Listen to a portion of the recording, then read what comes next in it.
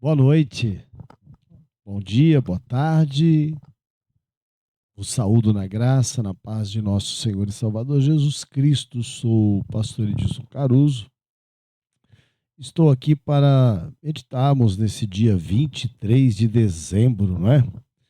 23 de dezembro de 2024, é antevéspera do Natal, e gostaria que nós compartilhar com você algumas palavras, alguns pensamentos de Zig Ziglar, né?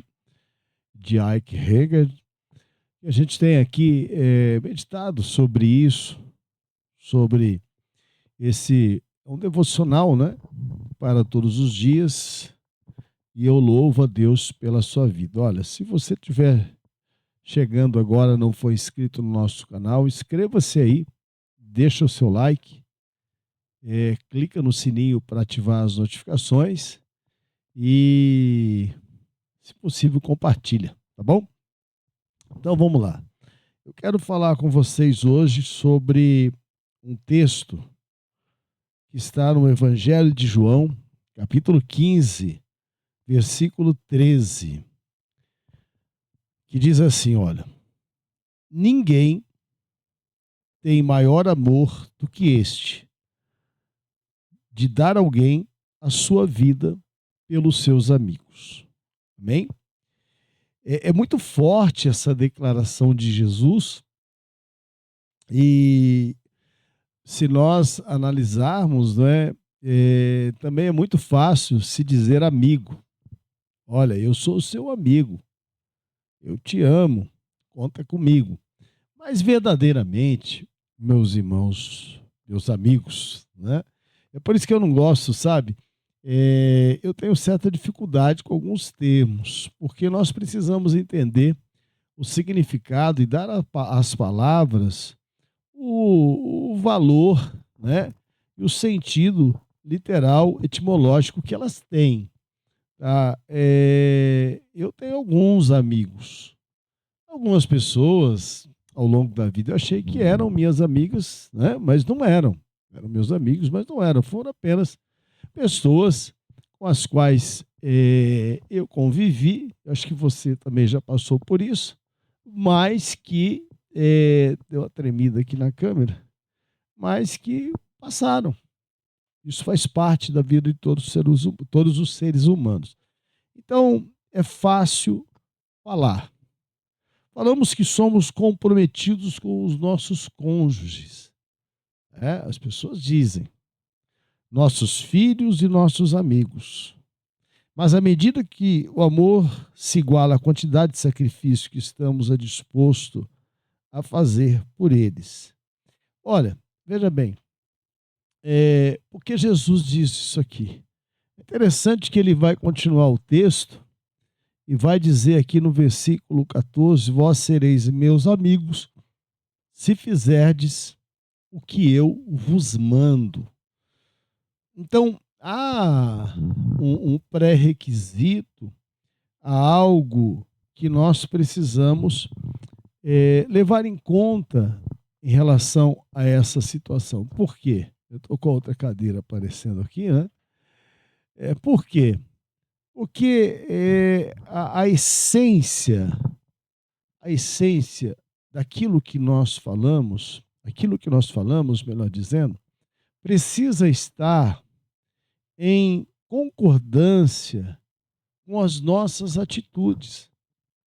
Então, a pessoa dizer que está comprometida com o cônjuge é uma coisa, mas o verdadeiro comprometimento e o verdadeiro amor, ele se manifesta no momento da dificuldade, da aflição, da necessidade. Da mesma forma, os filhos, não é? Então, e com os amigos, com frequência estamos dispostos, e aqui é algo muito forte, muito interessante, estamos dispostos a renunciar nossos próprios prazeres, confortos e desejos pelo bem de outra pessoa?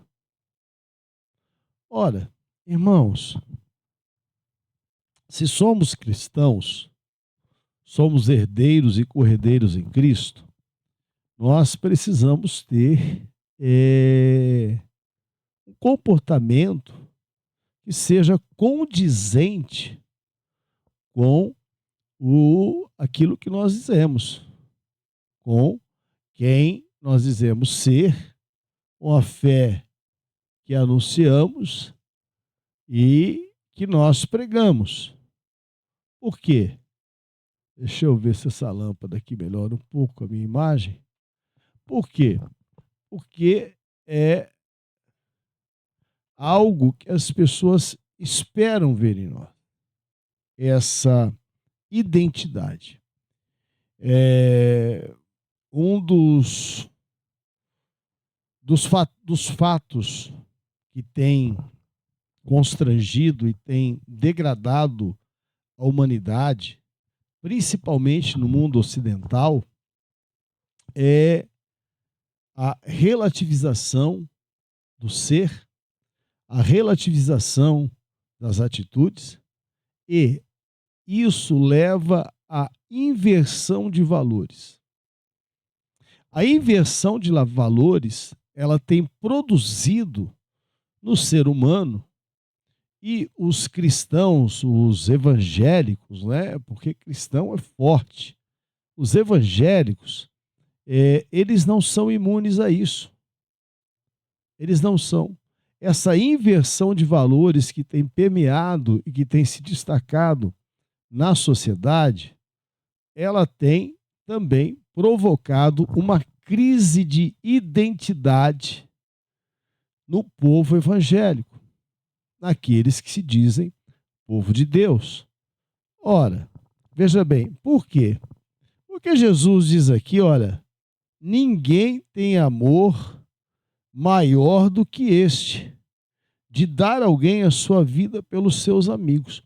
Olha, ele está dizendo aqui, está falando, o Senhor Jesus, de um nível de relacionamento mais profundo. Não adianta eu apenas colocar, olha, meu amigo, minha amiga, meu amigo, minha amiga, mas espera aí.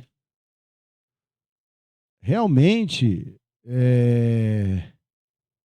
essa palavra tem razão de ser?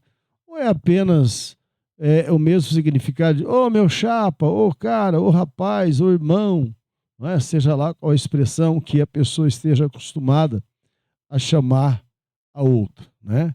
Porque é gostoso você ouvir alguém te chamar de amigo, mas às vezes quem está te chamando de amigo é aquele que mais te odeia, não é? Então nós precisamos entender isso, que estas palavras, que a palavra amigo é uma palavra que vai se manifestar verdadeiramente pelas atitudes que vão corroborar com aquilo que se diz. Olha, o verdadeiro amor, eu quero trazer aqui, olha, um destaque, isso é algo que a gente percebe. O verdadeiro amor, nós vemos, nós observamos, ele surge, ele se manifesta em momentos de crise. Por exemplo, quando uma pessoa arrisca a vida e a paz para dar a outra pessoa o que ela está precisando. Se você observar, tem uma profissão, não é? Que, assim, eu não sei quanto ganha, eu creio que deveria ganhar muito bem, né? Que são os bombeiros.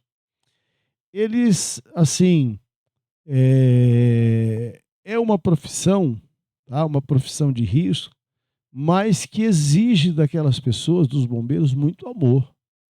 Porque eles arriscam a própria vida para salvar a vida de outras pessoas. E muitos bombeiros já morreram tentando salvar a vida de outras pessoas. Tá certo? Os soldados têm dificuldades em colocar em palavras o vínculo que criam quando estão em combate.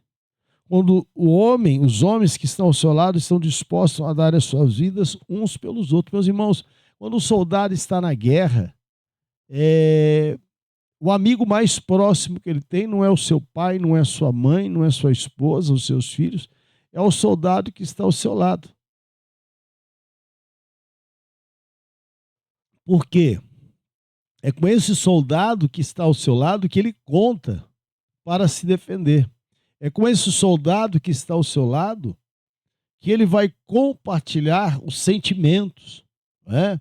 Os temores, a esperança, porque ele só tem aquela pessoa ali do lado dele e ele está, ao mesmo tempo, combatendo, né? E dando ali suporte e proteção ao soldado que está ao seu lado e vice-versa. Você está entendendo? Então, assim, eles morreram por seu país, pela democracia, por sua unidade? Sim, porém, mais do que isso. Eles morreram pelo amigo que estava ao seu lado. Muitos soldados morrem no momento em que estão dando cobertura, né, para o outro soldado. Ou seja, ele arrisca a própria vida para salvar o seu amigo. Quando Jesus está falando, se referindo a essa palavra, ele vai dizer o seguinte, e tem algo, né, que ele vai mais à frente, que eu já vi muitas pessoas falarem disso, só que nem, assim, deixa para lá, né, mas, não, eu já não sou servo, eu sou amigo. Mas que raio de amigo que é esse?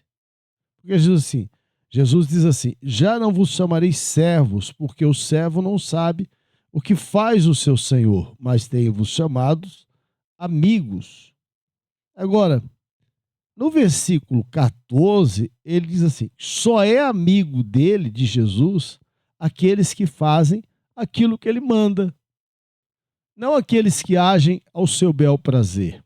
Não aqueles que agem pela sua própria vontade, pela sua imaginação, por aquilo que definem como certo ou errado. Com uma relatividade que estabelecem de que o que eles precisam, você está entendendo? Eles conseguem por si mesmos.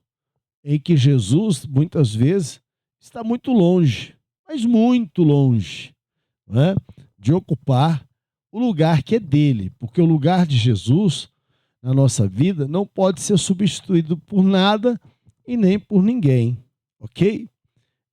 Veja bem, cuidar de um parente com uma doença crônica é outra demonstração de grande amor, bem como ter paciência com uma pessoa chata, perdoar uma pessoa que o ofendeu e falar a verdade quando seria mais fácil fugir do assunto e se omitir.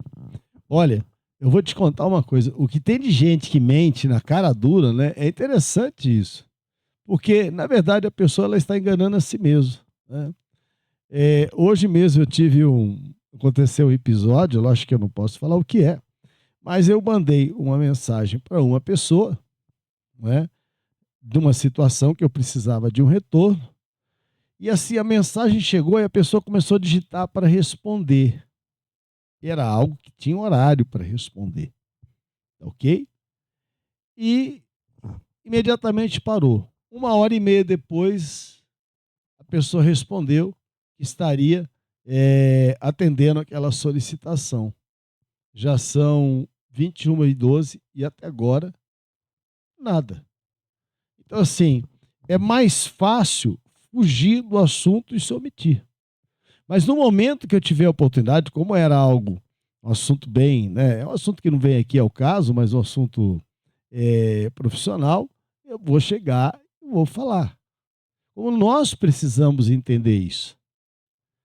Falar a verdade é estar em concordância com a palavra de Deus. Jesus nunca amaciou. Jesus nunca deixou de falar a verdade. É por isso que as pessoas se convertiam.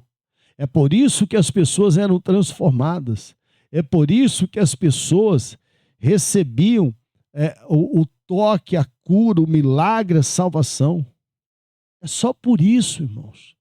Por mais nada. Porque Jesus não amaciava. Ele falava a verdade. Amém? Continuemos então aqui.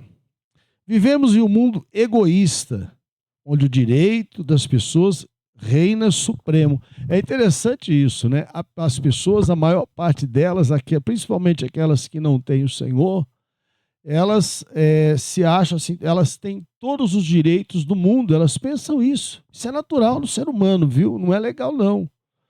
Isso é desde os nossos pais, desde Adão e Eva. Eles acharam que eles tinham o direito de comer, né, da árvore, do conhecimento, da ciência, do bem e do mal. Aquilo que Deus havia proibido. Não, nós vamos comer porque a serpente falou que não tem problema. Né? Então, o egoísmo ele tem alguma origem. Então, elas acham que tem o direito, o seu direito reina supremo. Mas toda a sociedade tem sido egoísta em um outro grau. Sacrificar-se em favor de alguém é algo tão poderoso quanto raro. É raro, irmãos. É muito raro você ver uma pessoa deixar as suas coisas, deixar de fazer aquilo que lhe é importante para se sacrificar em favor de alguém ou por alguém. Isso é raro. Né? E continuando assim, entretanto, é a natureza inerente dos crentes agora aqui. Agora nós chegamos a um ponto muito interessante que diz respeito a você e diz respeito a mim também. Tá ok? Entretanto, isso é algo inerente à natureza dos crentes que seguem o exemplo. Daquele que arriscou tudo e se entregou por aqueles que não compreendiam ou não apreciavam o que ele estava fazendo. Sua vida e sua morte são os modelos definitivos de amor. Seremos sábios se refletirmos profundamente e com frequência acerca da paciência, da tenacidade, do foco e do supremo sacrifício de Jesus por nós. Isso é muito importante. Nós refletirmos a glória do Senhor. Nós replicarmos os pensamentos, as palavras e as atitudes de Cristo. E agora eu quero te fazer uma pergunta, né? Que muito interessante deixar para a sua meditação. Deixa eu só ver aqui o tempo, né? O que se parece o amor autêntico, na sua opinião? Isso você responde para si mesmo. Com o que se parece o amor autêntico? Sem fingimento, sem nada. Verdadeiro. Autêntico. Aquele que tem a chancela, aquele que tem o carimbo de Deus. Com o que se parece? Segundo, de que maneira a vida de Jesus foi um sacrifício igual ao de sua morte? A morte de Jesus representa e é a renúncia.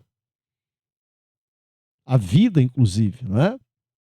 Porque ele renunciou à glória que ele tinha com o Pai para vir a esse mundo, morrer para nos salvar. Ok? E aí eu quero deixar aqui uma frase de Mike Giacomelli, que diz assim: o maior inimigo do cristianismo pode ser as pessoas que dizem que creem em Jesus. Meus irmãos, isso é muito sério e muito triste, mas que deixaram de se maravilhar com ele.